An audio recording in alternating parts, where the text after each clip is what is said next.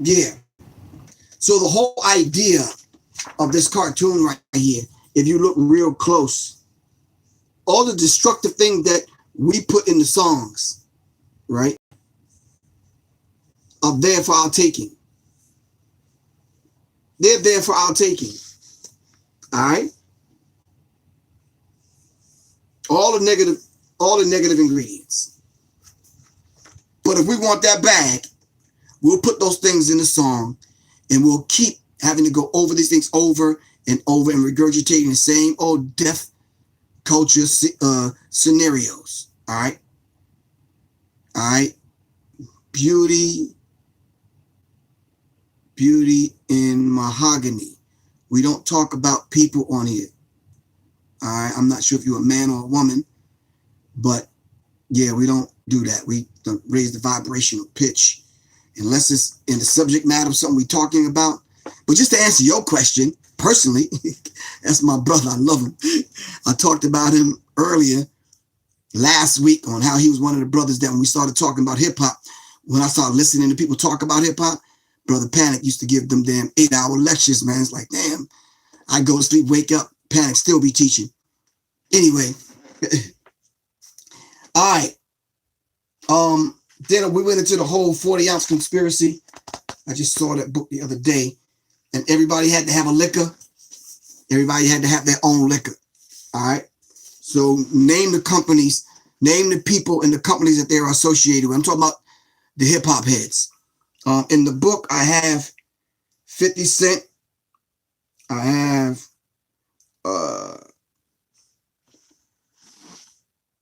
Puffy and Snoop are 3 rappers with liquor companies with liquor deals. So with the record company, with the record contract comes the liquor deal. So which companies were they associated with? I think Blast. I remember seeing an ad with Snoop with Blast. I don't know what Blast is. I don't drink. I think Jay-Z had a deal. Puffy had a deal. Little Boosie had a deal, you said? Kodak Black had a deal. There's a lot of people with deals with liquor companies, man.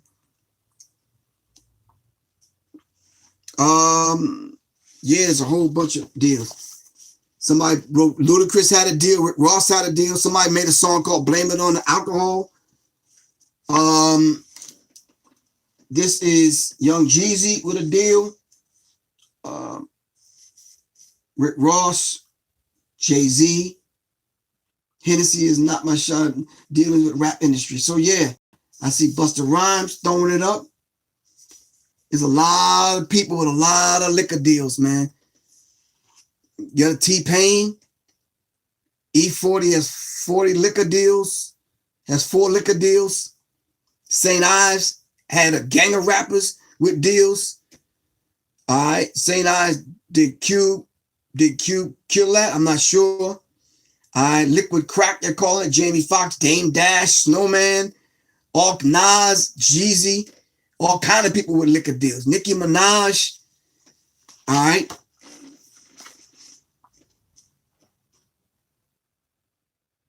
Puffy, who else? Yeah, Ludacris, we got that. But we got to give credit to my brother, Coach Powell, right here. Coach Powell did a book. As a matter of fact, I have the book right here. I was going through the book the other day. This is Coach Powell's book, 40-ounce scandal. Alfred Coach Powell. He talks about the 40-ounce scandal. Because back in the day, man, cats was throwing up 40s like it was nothing. They was throwing them joints back like, I'm like, God damn. Rakim even endorsed Hennessy, holding the mic on the bill. Okay. Well, these are all of the people that y'all are mentioning. Gangster rappers get paid, get fronted by the beast, Kidi Obi Owadu, St. Ives. All right. All right. Now about a sensitive subject. All right, we about to touch. So buckle your seatbelts. White girl mob, hip hop's favorite white girls. All right. Who is hip hop's favorite white girls? Someone in my book, I put Amber Rose. All right. Who are those white girls that hip hop gave a creative license to run through hip hop and say what they want to say and do what they want to do. Paris Hilton, thank you. Lil Debbie, Krishan, I remember Krishan. Kim K, I don't know what Kim K, oh, Kim Kardashian.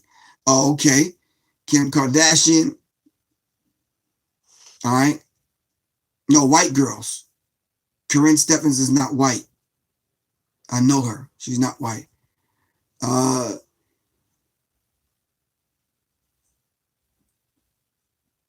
Who else? So we've given white girls just a pass. Hood pass, hip hop pass, rap pass. Just a pass in general. Miley Cyrus, them to appropriate black culture. Them Iggy Azalea, Pink. I don't know about Pink. But that's my point. I just don't know about Pink. That's all. Paris Hilton. Tekashi 6ix9ine is not a woman, though. You crazy. The Grande girl. I don't know. Lindsay Lohan. Wow. Okay. No. Iggy. All right. So let's understand this particular dynamic. I know what you mean. The billionaire chick with the fake lips and the whole. I know. Mariah Carey is not white. All right. Yeah.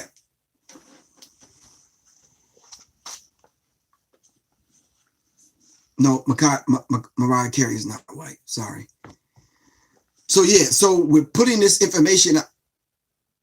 Yeah, we talking about that was given the path to run through hip hop. I don't think Tina Marie ran through hip hop like that, but she was given the pass. Jennifer Lopez is not white. Dang. Mariah Carey and Jennifer Lopez are not white. We need to get out of. So I think some of these people that are saying this live in these places where you'll only see white and black. Y'all better come on to New York so y'all can start seeing some other complexions and some other people. Take a trip outside the country and you see some black people that's lighter than you. Anyway, the 8th degree. Yeah, I'm not going to stay stuck on that long. Yeah, that's Paula Abdul is not white. I'm like, well, maybe it's just me. Or you said they're trolls. Oh, I don't know if they're trolling. Dale Dixon, you need to get blocked, man. Get out of here, bro. Come back tomorrow. For real. If 16 not going to block you, I'm going to go on my phone and block you.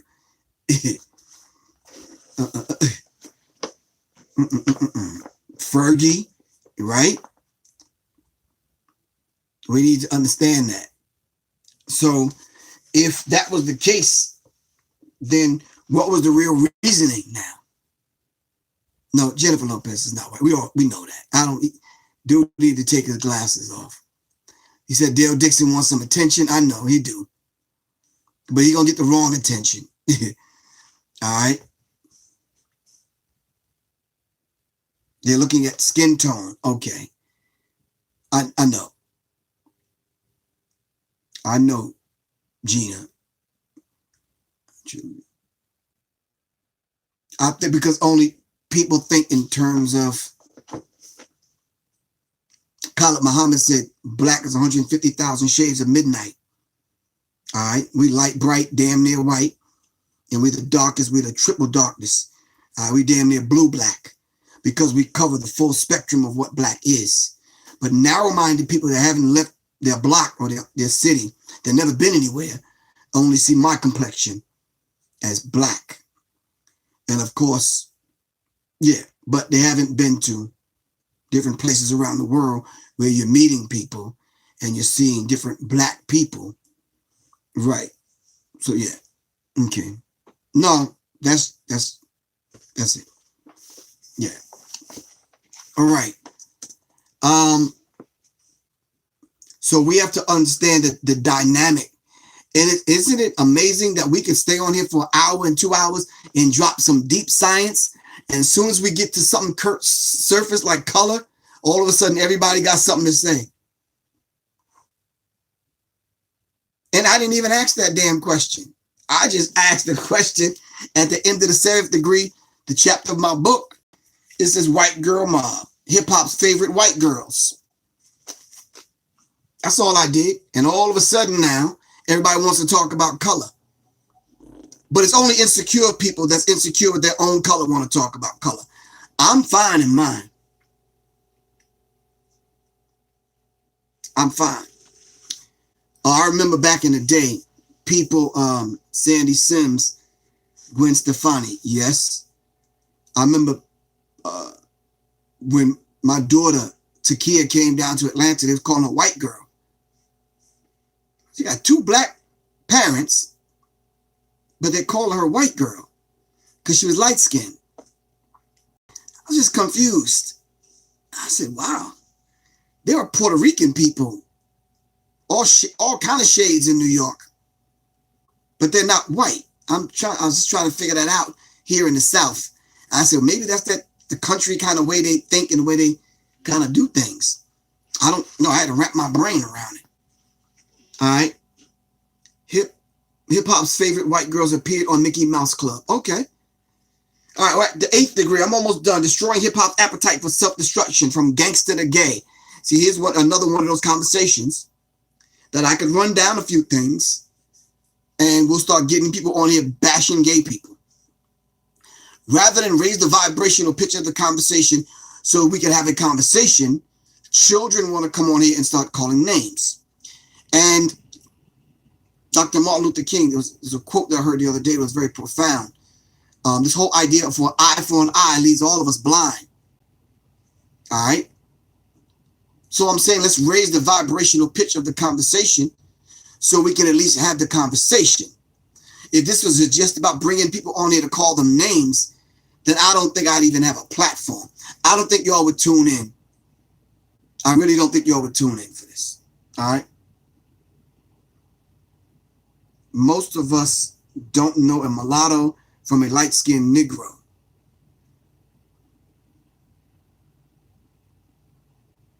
Mitchell said, or Michelle, I'm dark-skinned, man. My mother is light-skinned. Yeah. And I think we need to spend some time talking about that on how we've kind of got these beautiful complexions that we have. And I told y'all some time ago, directly from our elders that have done the research and have walked among these people. We were all light-skinned, brown-skinned, dark-skinned before we met white people. All right. They only been here for a minute. All right. So we're going to talk about that a little bit later on now. Students are merely trained not to think for themselves. They are to obey leaders and assist them without question. They are taught to obey, do as they are told.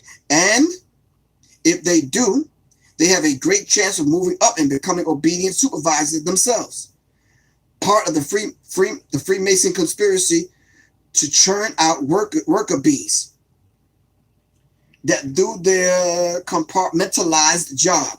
Go home, watch propaganda on the tube, and do the same thing tomorrow, and do the same thing the next day, and the next day, and the next day, and then we give you 2 weeks off, and then we might let you retire if your body don't break down before then. All right? This is the rat race that we run. All right?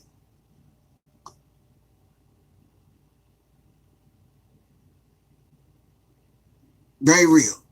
So, and then on page 206, I put some Adinkra symbols because it gets deeper into the symbology. And then I put an interview in here with Mwalimu K. Bomani Baruti, the author of this book. All right. Nayan Sassim, the calendar of revolutionary daily thoughts. All right. And there's some beautiful things that Mwalimu Baruti gave us. We talked about mass incarceration. We talked about homosexuality. We talked about bisexuality. We're talking about the whole idea of men being locked up and losing their virginity in prison. We talked about white males adopting black children. We talked about the idea of rich white families going over to Africa and getting young black children. We went on to talk about where there was an advertisement, gay is the new black. All right. I used to talk about in my lectures. And then we skip over a few pages. Then we started talking about the rituals that went on in Hollywood and in the music industry. We started talking about how men are becoming feminized. We're going into why a lot of men in hip hop are starting to wear women's clothing and what was going on at that particular time. I was putting the book together. LaShawn Thomas, peace. What's good? Thank you very much, man. Give me a late pass. Just woke up. What's the book called? The book is called Psychological Covert War on Hip Hop. We just asking people to donate $5, $10, $20, $30, $1 million check. Don't matter. We got you.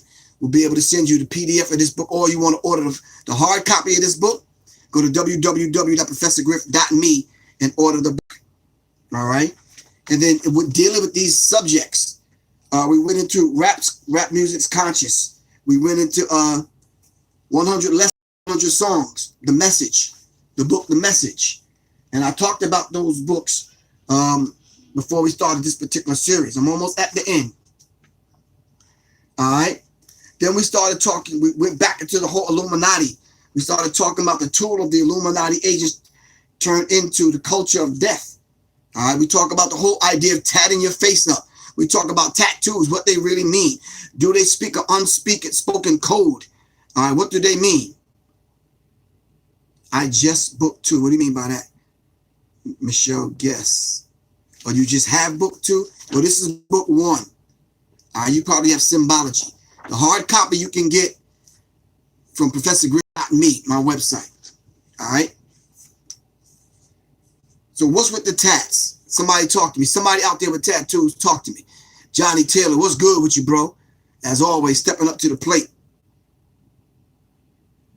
Somebody talk to me. What's with the tats? Is it a new thing now? Aesthetic nihilist and coined by A.A. Rashid. I don't know what that means. Send me some information. I'm out of the loop. Or have A.A. Rashid give me a call. Hiding in hip hop on the down low in the entertainment industry. All right. I have an interview in here with myself and Umar Della Johnson. All right. Goddess Talk Live Blog Talk. Interview with Umar Della Johnson and Professor Griff. All right. The book is jam-packed with all kind of stuff. Then we started going into the whole idea of this, this whole idea of tatting up. All right. T. Killer said it's self-mutilation. Is putting tats on your face, is this mutilization? All right. The tats cover up their true identity. It's a transformation, a way to show your inner feelings through physical art. Okay. Tats are tribal. Okay. For the rappers, yes. Okay. My tats represent me and my personality. Okay. I have a few family pieces. I see it as art. No face tats though. Okay. All right. That's respect.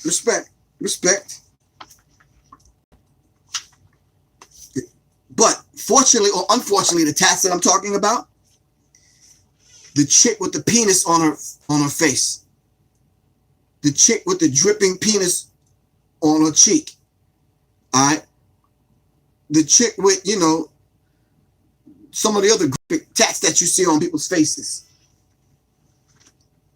Help me out, y'all. Don't pretend like we haven't seen these tats. You walk by some of these people all day, every single day. You don't say nothing because you think it might be some drama, but you know what I'm talking about. All right. I put some of those images of those people with those tats in my lecture. Go on YouTube. It's there. All right. I put a few of them in my book. Some of the graphic ones I couldn't put in the book because I was trying to get the book into the prison. And it still didn't make it into the prison because of your girl, Nicki Minaj. Anyway, not Nicki Minaj. Nicki Minaj didn't sabotage it. Nicki Minaj had her fake white penis out on one of the pictures that I used and put it in the book. Somebody said, well, shit, you shouldn't have put it in there. But I was trying to stress a point to young people because I wrote the book in such a way where a 14-year-old could understand it. All right? Now, if I'd have wrote a book this damn thick with nothing but words, you know a 14-year-old wasn't reading it. Right or wrong? Help me out now. Help me out. Am I right or wrong? No, you're right. Having a penis on your face dripping with sperm, that's not tribal. What goddamn tribe is that? What tribe is that? You said they want attention. Sometimes you might get the wrong attention. All right?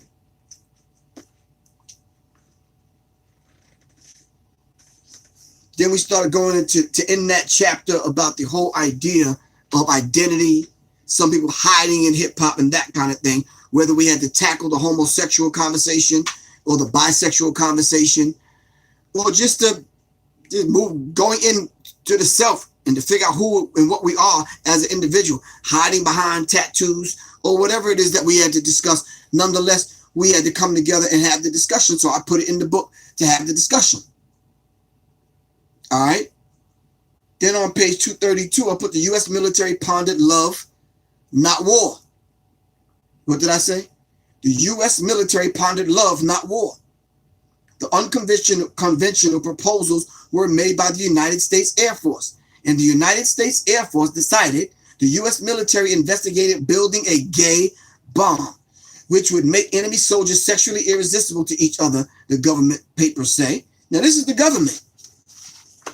And I put part of the government document in the book right here, the gay bomb.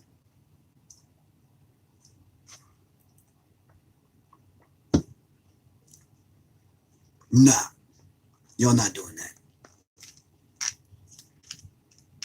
See, everybody can't see what everyone else is saying on these different platforms. Nah, you ain't hemming me up in no goddamn corner. I don't gay bash. I don't talk about people that's childish. Because you got some gay people in your family, right or wrong. Right? But I'm telling you that the United States government, along with the United States Army, created the gay bomb. And they put the fluoride in the water. They put the fluoride in the toothpaste. Some other chemicals in the water, all right, in the food, in the toothpaste, all right, that made you have a propensity to lean towards the same sex, is what I'm saying to you. All right, and they built the gay bomb.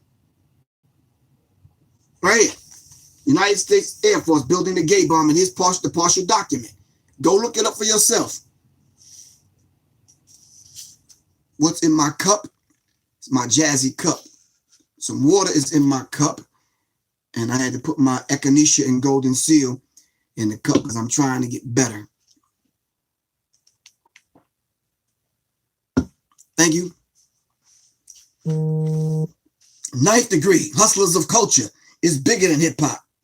All right, so are we finished with that conversation, y'all? Are we finished with that conversation? So if you want to, don't attack me, go over and you start talking to the same, he said, Wick, who gave soy milk with the chemicals in it. Okay. Government cheese and all that kind of madness. Go argue with the United States military. Go argue with the Air Force. Argue with the scientists that are in these labs in the United States government. All right. They built the gay bomb. I didn't. All right. Then I go into Tavistock Institute. All right. Tavistock Institute for Human Relations by Dr. John Coleman. If there's no other book that you can possibly read that will tie all of this together, along with diagrams, all right, John Coleman laid it out in this book and the book of the Committee of 300. All right.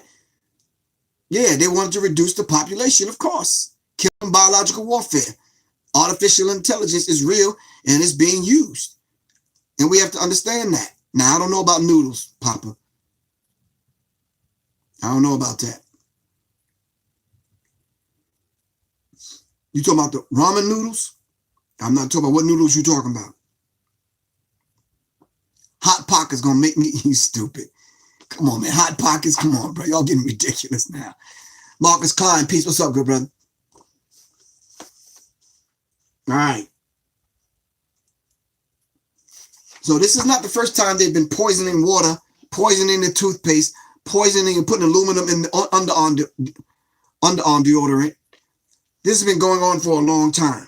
All right, Papa, I got you. I don't eat ramen noodles, man. I'm a vegan, so yeah. I don't even know what that's about. What's the scientist's name with the two frogs and the experiment? I don't know. I knew his name. I have him in my notes, but I don't have it in front of me. Of course, we have to read Committee of 300. All right, Dr. John Coleman. All right, but created at Oxford in 1921, the Royal Institute of International Affairs with later funding from the Rockefeller Foundation, the Tavistock Institute of Human Relations is the nerve center for the global manipulation of human consciousness. Did you just hear what I said? Created at Oxford in 1921. The Royal Institute for International Affairs with latter funding from the Rockefeller Foundation. The Tavistock Institute of Human Relations is the nerve center for the global manipulation of human consciousness. Tavistock. All right. If you need information on Tavistock, I have some information in my notes. Make a donation, we'll get it out to you. That information is not easy to find. All right. It's not easy to find. Dr. Tyrone Hayes at UC Berkeley. Tyrone Hayes at UC Berkeley. He was the one that tested the frogs. Let everybody keep him in mind. And when we get off here, let's look him up. Tyrone Hayes. All right. Tavistock Institute, the science of mass manipulation through crisis creation. They create the crisis.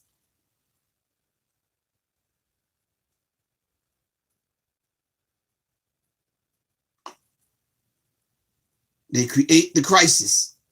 All right. I'm going to say it one more time. They create the crisis. What crisis are they creating right now?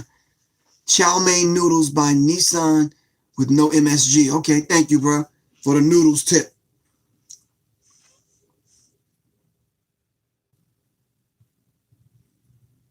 Yes, organic food is still good, but they're playing with the labels now. But yeah. UC Berkeley's Tyrone B. Hayes. All right.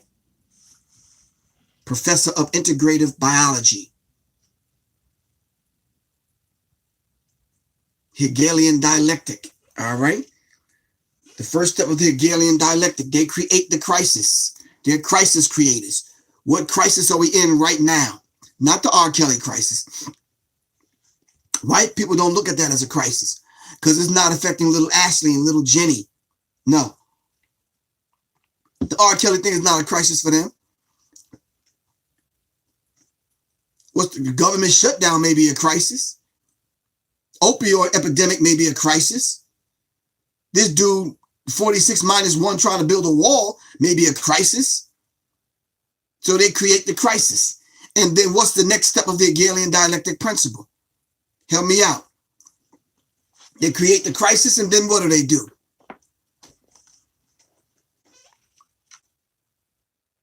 They create the crisis, then what? Come on, what's the next step?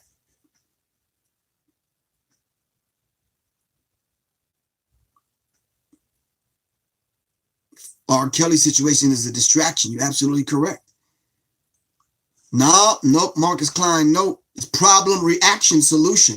Hegelian dialectic principle. Problem, then it's the reaction to the false crisis that they created. Then it's the solution. Marcus Klein got ahead of us. The chemical is called atrazine. Thank you very much. All right. So those are the steps to the Hegelian dialectic principle. You can read about that in this book, or you can go get Tavistock Institute of Human Relations. All right. Now, you know I don't know how to pronounce that word, Miss Gina Eberhard. Analyzation. I don't know what the hell that is. All right. I need y'all to study Operation Paperclip. What is Operation Paperclip? All right. What is Operation Paperclip? Of course, Darlene Jones, it's a false solution. All right.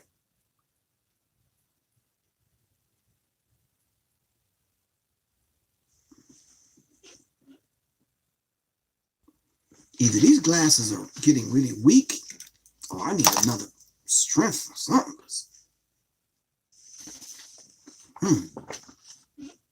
Operation Paperclip. Come on, talk to me. Nazi scientists after the war. MK Ultra. The use of Nazi scientists.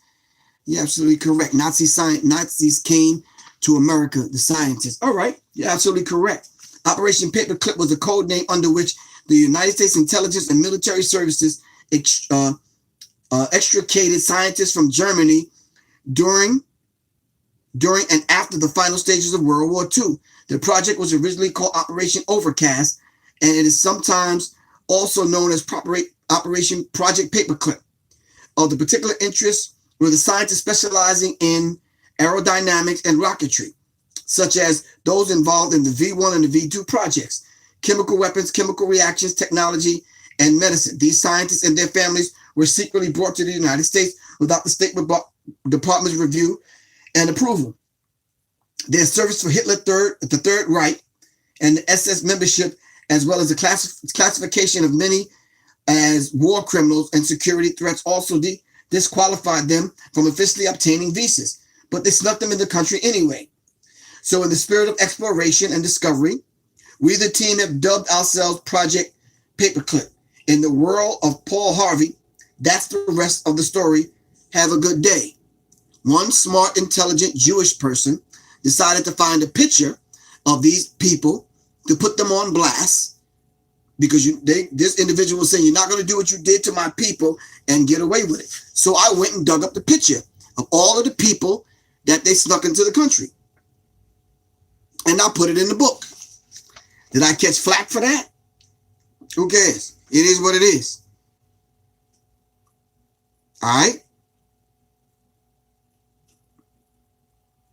The instructor that researched the gene reconfiguration, the homosexuality in frogs, is Professor Tyrone Hayes. Okay, I got that. Got you, Leonard Smith. All right. Queen Scott. Give thanks. Peace, Queen.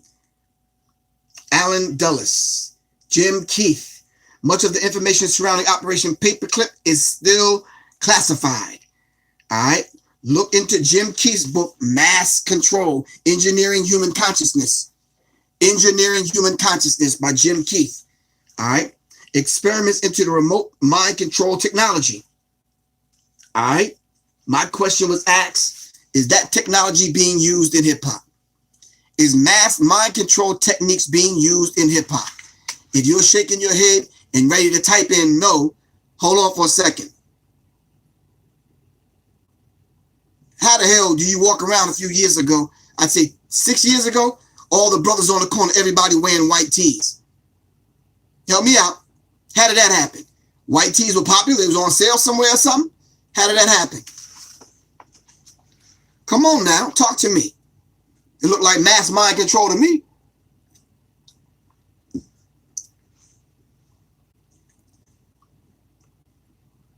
And black helicopters over America, Jim Keith. Okay. Marcus Klein on point. Black Helicopters Over America by Jim Keith. All right. Give me some examples on how you think this mass mind control techniques are being used in hip hop. Selling frequencies, collecting souls. Damn, Alex Little. Alex Hines and Mr. Little. Thank you. Keisha Smith. The same with sagging, which is niggas spelled backwards. Keisha Smith. Sagging is the same thing. How the hell all of a sudden now, in every city, normally some cities got their own little swag. You understand what I'm saying? How in every goddamn city, a certain demographic of males are sagging their pants? How does lean and and some of these drugs mentioned in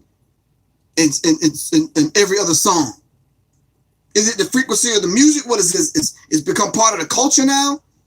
It's all right to talk about you doing Molly and crushing up this and sprinkling it into your weed and Percocets and Molly and, you know, all this other madness. It's an honor to go to fucking prison. You're right. The whole idea of skinny jeans. How did that happen? All of a sudden. Of course, we have to study Edward Bernays. Propaganda. So what kind of agenda are they pushing then? If you say it's an agenda, what agenda are they pushing?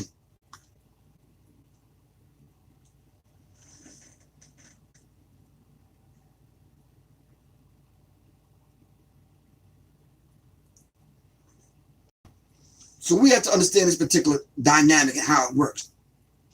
All right.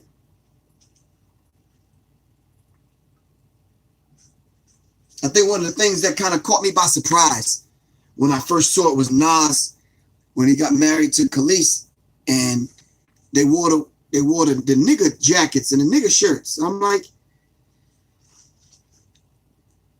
I don't know. You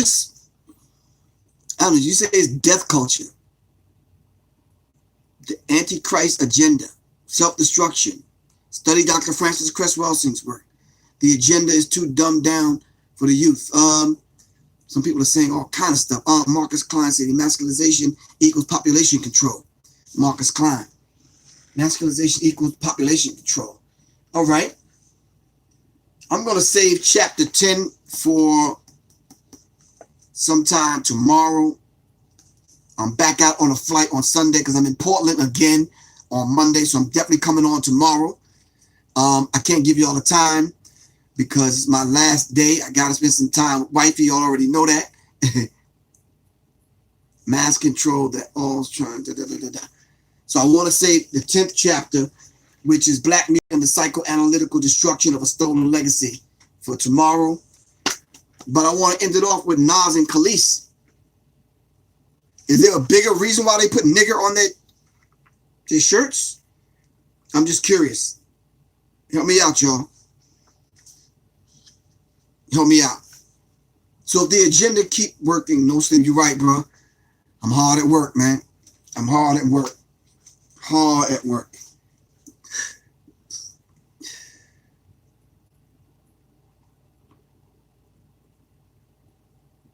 Gold teeth. Yeah, I mean, yeah, I don't know. Help me out, y'all. The gold teeth situation. I never had a desire to get gold teeth. It just didn't. Yeah.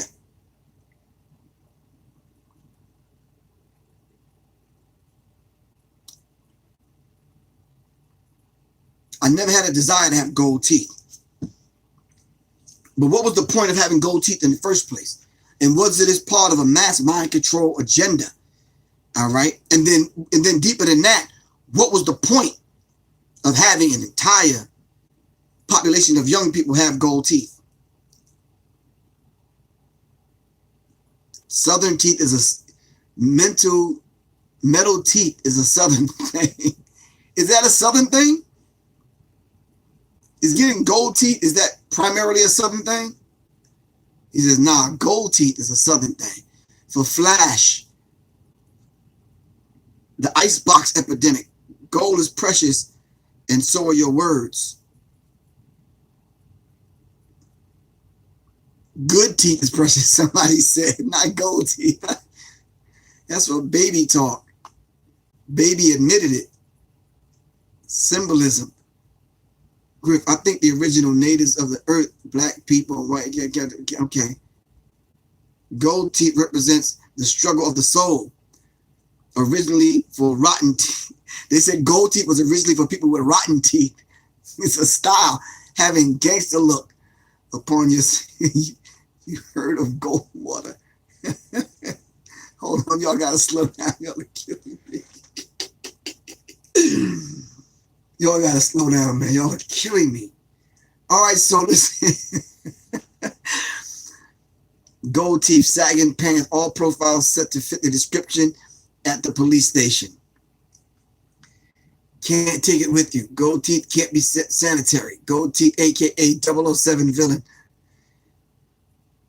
Your metal teeth started in the South. Okay. Country ass thing. Oh, damn. Okay, y'all getting violent. From Texas to Florida, everybody had gold teeth. Damn. All right, I got to sign off because I'm going to see y'all tomorrow, man. Y'all got to wait for the notification because I don't know what time I'm coming on. I'm trying to go get me some vegan pancakes somewhere. Go to the Slutty Vegan, or I got to get some vegan pizza or something, man. Anybody have any suggestions for my last day in the ATL? Hit me up, 678-557-2919. I got to get ready to go. I love y'all to life. Thanks to everybody for the donations. I'm going to get some stuff out to y'all tonight, and I will see y'all tomorrow. Papa, I'm going to eat them noodles, man, so you might as well chill with that, bro. I'm going to have some noodles, all right?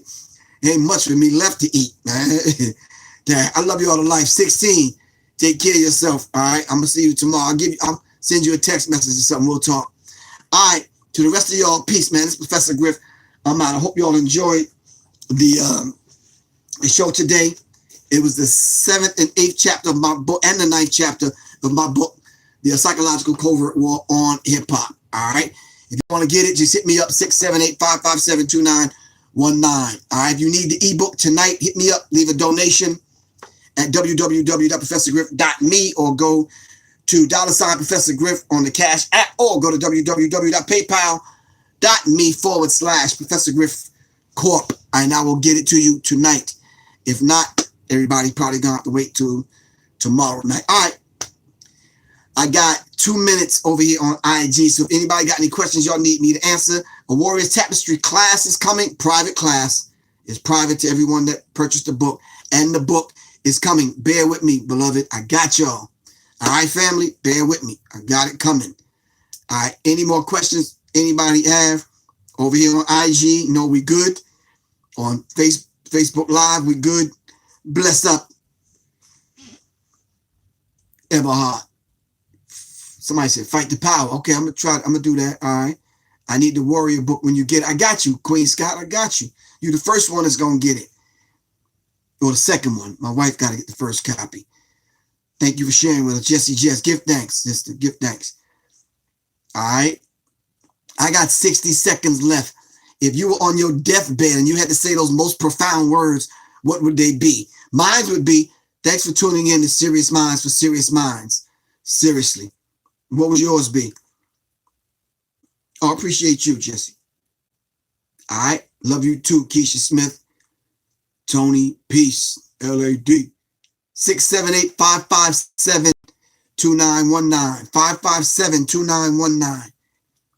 All right. Thanks for the knowledge. All right. Seriously. All right. Ashe. All right. Well, it was salam. It was good. All right. Much respect. Enough respect. All right.